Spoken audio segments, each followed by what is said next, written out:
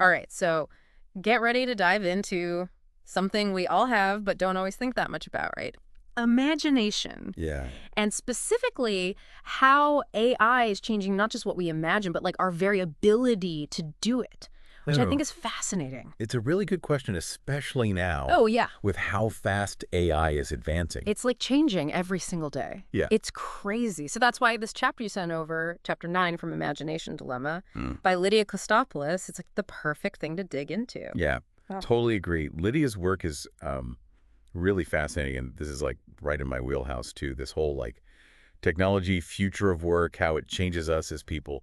That's what I think about all the time. Well, she dives right in, which I appreciate, and she talks about these three big shocks that AI is going to have on our imagination. She calls them shocks for a reason. Yeah. It's not just like, oh, things will be a little different. Right, right. These are like full-on, whoa, things are changing kind of moments. Yeah, shocks is a good word for it because it's not just like a trend. It's like fundamentally how we imagine things is going to change. Exactly. Okay, so shock number one that she talks about is collaborating with AI to imagine things. And like, we see a little bit of this now, right, with AI design tools and those kinds of things, but she takes it so much further than that. So much further, yeah. I mean, just imagine brainstorming with an AI that has like all of the information in the world basically at its fingertips and can just like spit out ideas, you know? Yeah, it's not just like, here's a paintbrush. You know what I mean? Yeah. It's like, let's have a conversation about this. Yeah. Let's actually brainstorm together. I have access to all this information you don't.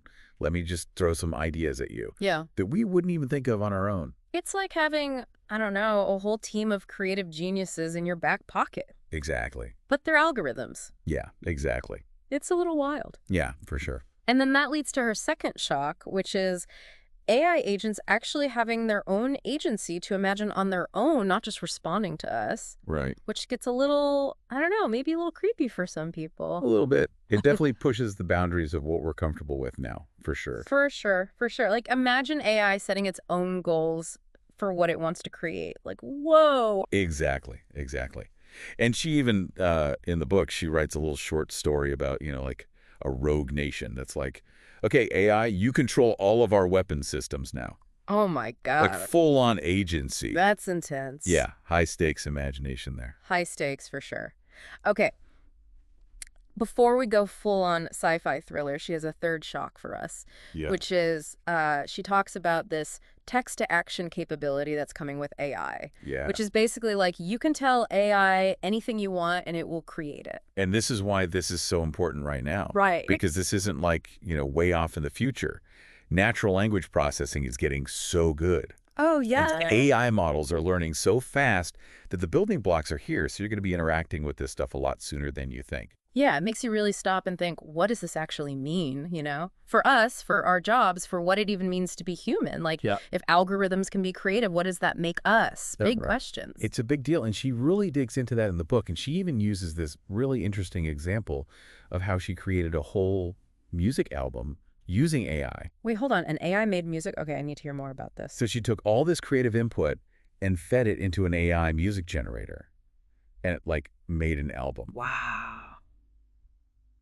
But then, here's the thing. She talks about this photocopy problem, which I thought was really interesting. Okay, photocopy problem. How does that apply to AI music? So the AI, as amazing as it is, was basically just remixing. It was taking what it knew, like all this human-created music in its database, and it could create something that sounded pretty good. But not necessarily original. Yeah, not like, oh, wow, the AI invented a whole new genre. Right. It wasn't going to be the next, like, jazz. Exactly, and she uses the example of jazz, right? Yeah. How would an AI have come up with jazz? It was like this whole evolution over time. Yeah, with like social movements and all these influences and human feeling, right? Like raw emotion. Right, the AI can try to imitate it. Oh, totally. But it's not feeling that same thing. Exactly. It's like, I don't know, it's like a chef that can recreate any dish you want. Yeah. But can't invent a whole new cuisine.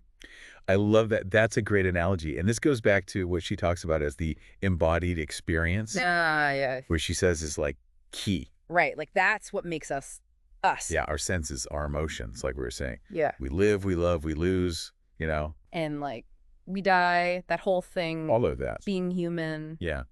And she argues that's where like true imagination, the kind that's like really different and new, that that's where it comes from. Yeah. Because the AI doesn't, like, experience the world the way that we do. Not yet, anyway. Right. It doesn't feel the, I don't know, like the pressure of a deadline or the joy of seeing, like, I don't know, your kid laugh or something. Or like wanting that first cup of coffee after being up all night working on something creative. Exactly. It's not having those experiences. It doesn't have. It's just different. And because of that, there are all these depths that it can't access. Think about how much all those little things that make you like all your experiences, the good, the bad, like even the boring stuff, how much that shapes the way you see the world, the way you imagine things.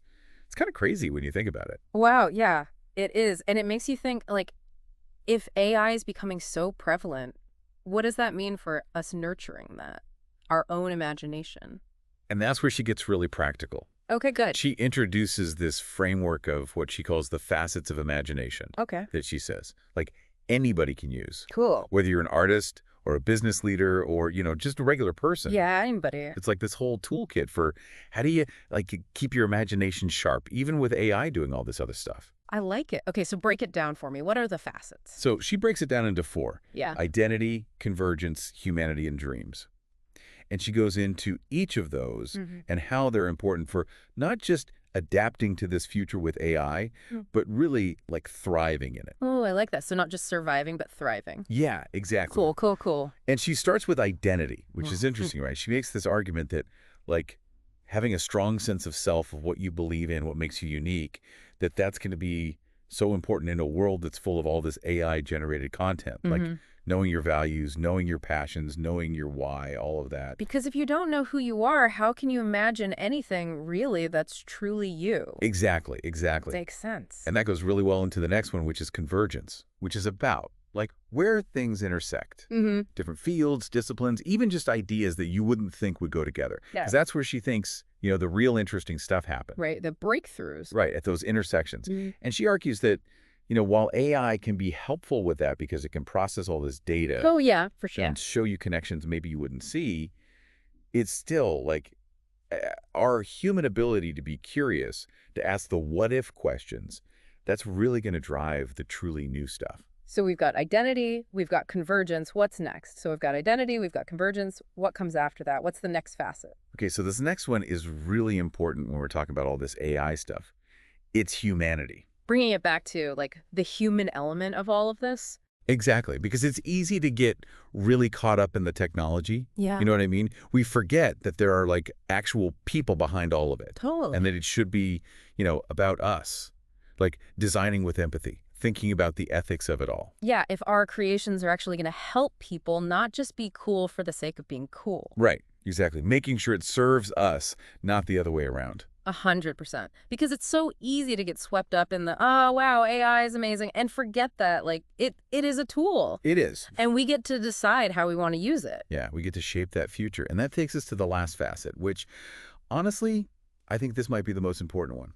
Okay, lay it on me. Dreams. Dreams. Okay. So not just the ones we have when we're sleeping, though. Those are important, too. Well, kind of, but she's talking about something bigger. It's about, like, having those big, crazy ideas, the stuff that doesn't even exist yet, and then actually trying to make them real. That's where the real magic happens, right? Right. It's not enough to just dream it. You got to, like, do something with it. It reminds me of something else that Kostopoulos said in the book. She said, when technology can do everything for you, what's left is imagination. Ooh. I like that. It's exciting, but also, like, kind of a lot of pressure, It's like, oh, we have all this power, but it's up to us to actually use it. And she ends the whole chapter with this question, which I think is so good. She says, what will you imagine? Ooh, that's a good one.